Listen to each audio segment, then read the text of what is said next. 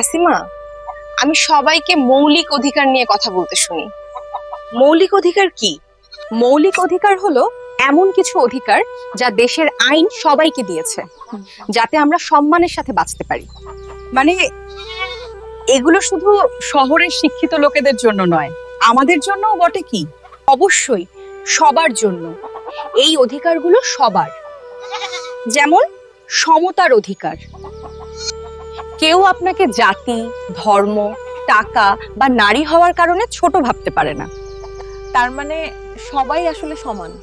হ্যাঁ, সবাই সমান। কেউ তোমাকে চাকরি পেতে বা স্কুলে ভর্তি হতে বাধা দিতে পারবে না। এটা খুব ভালো লাগছে।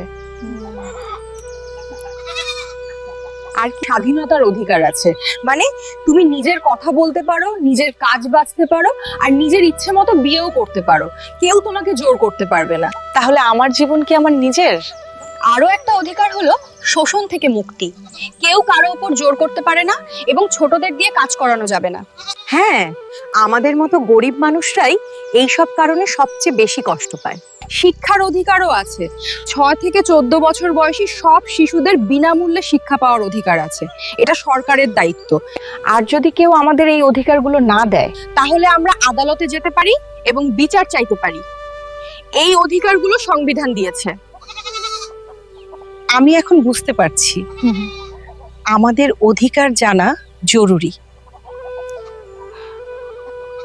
হ্যাঁ, যদি আমরা আমাদের অধিকার না জানি, তাহলে কেউ না কেউ সেগুলো কেড়ে নেবে।